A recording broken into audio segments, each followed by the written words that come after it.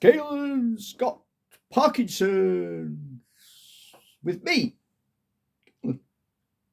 I'm going to talk to you about the Holden days. Why? Well, because there's a reason for that. I've been a bit serious sometimes on this thing.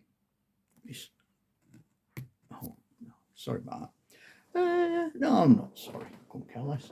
I've been a bit serious about some of these living with Parkinson's or whatever else you've got.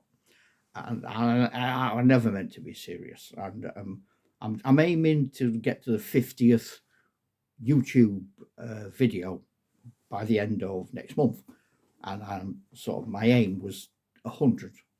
My original aim was 1 and then 10. Now it's 50. That'd be 100. Subscribers, I don't know. I've only got a few. As we speak.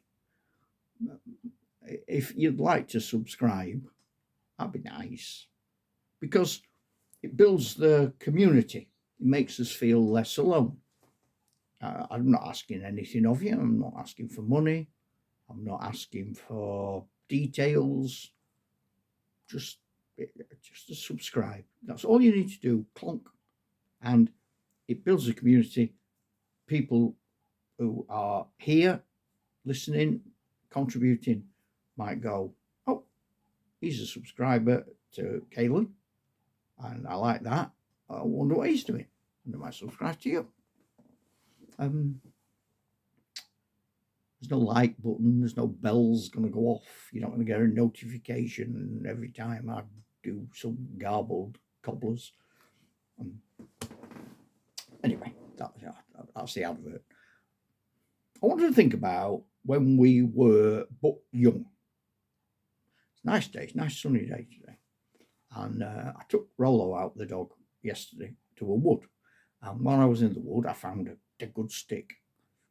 And I thought, oh, yeah. Do you remember when the summer holidays came? And I'm sure this one was me. First thing you'd do, you would make sure you had a good stick. A good stick can be anything. It can be a gun, it can be a lightsaber, it can be a bow and arrow, it can be a sword, it can be a stick. What you want. And you keep it. That's all summer. Fantastic. No, there's no better than having a stick. You can have all your fancy guns, your Johnny Sevens, all that. No, stick. Stick changes from day to day in your head. So you get a good stick, sorted. And then you play your games. You tumble out your house as soon as you've had your breakfast. And we used to all end up in one street. If you lived on our street, you were in the gang. It didn't matter what age you were. You were in the gang. I suppose as you got older and got into girls and stuff, you probably went off and left the gang. But perhaps between like 8 and 13, you were a gang. And we did everything. We played cricket, played football. We used to play in the main street. You couldn't do it now. I've been to my mum's street now. It's all parked cars. Them days it didn't. We used to have 2 grids either side. 2 there, 2 there. They were the goals. I would play cricket. If it went to somebody's garden, 6 and out. And it didn't matter if it went to somebody's garden because their kids were in part of the gang. They were all part of the doings. The road hadn't been adopted, so all the parents moaned like heck, but it was fantastic. We used to have big mounds of earth, and we used to do sort of BMX dirt tracking.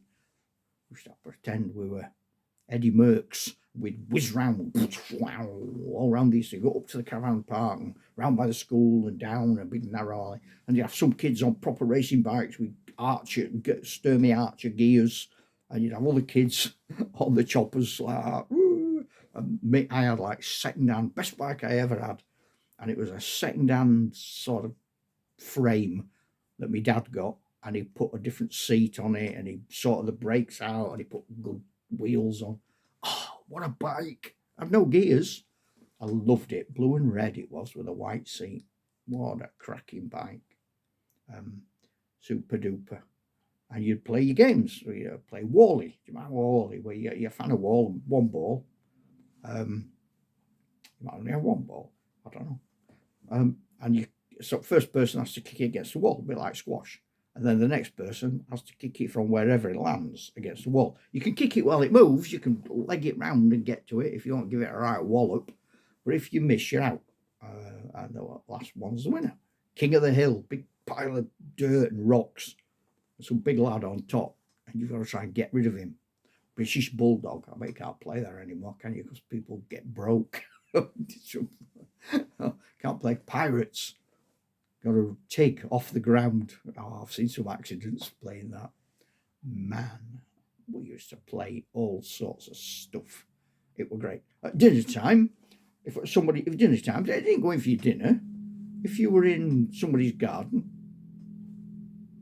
and it was dinner time, their mum would come out with a big plate of jam sandwiches and a big jug of orange juice. Like a big glass jug, and it had lemons drawn all around the sides. Every mum had one. But it never had lemon juice in it. It always had orange juice in it. I don't know. Quirks. If you had some money, you could go up to a corner shop. We had shops, proper shops, not big supermarket things. Little shops you could walk to. We used to have a meat man. He used to come around with a van full of meat. Fish man. Rag and bone man. And they stopped it. They all went. They all went off to supermarkets. Now they're coming back. Now you can contact these people and they deliver their food. But in the 60s, they used to deliver it anyway. They stopped doing it. Used to go up to the shop and annoy the shop lady.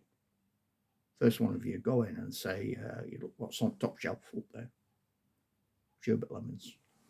Can I have penny for sherbet lemons, please? So she'd go up the steps, sherbet lemons. Give him a little paper bag. She used to swivel them like that. So you have two little ears. There you go. What do you want? Oh, she'd go back. Put them back on the shelf. What do you want?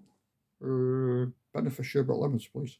I need to tell her. She'd go back up. Get sherbet lemons. No. What do you want? I'll have a penny for sherbet lemons, please. Right. Does anybody else want a penny for sherbet lemons? No. Okay. Put some back. So what do you want? Can I have an ape of sherbet lemons, please? I'll have that meat, the meat things.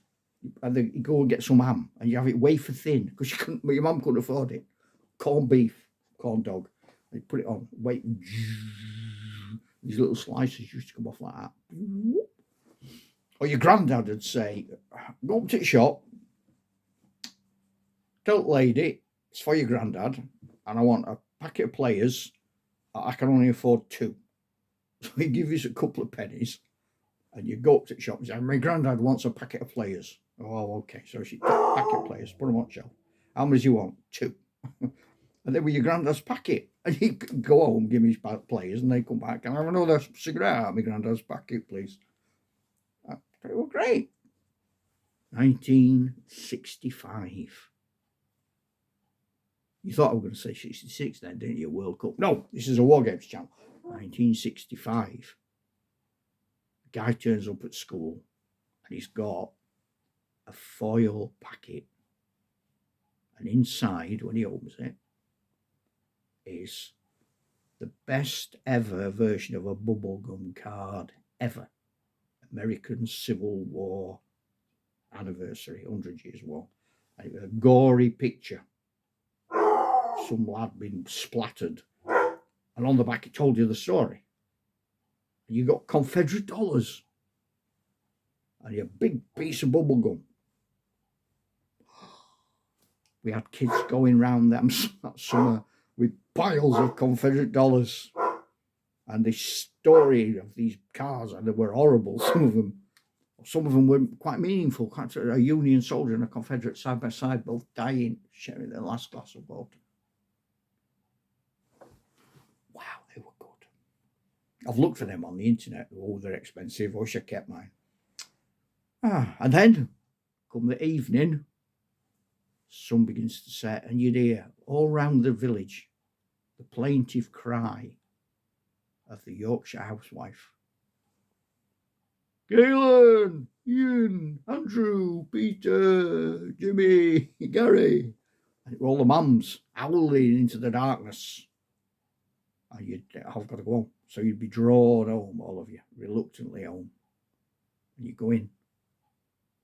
You have your tea, sausage, chips and beans. And you'd maybe watch a bit of telly. Or you'd play with your Lego. And then you go to bed. And in the morning, you do it all again. Ta-da, Chuck.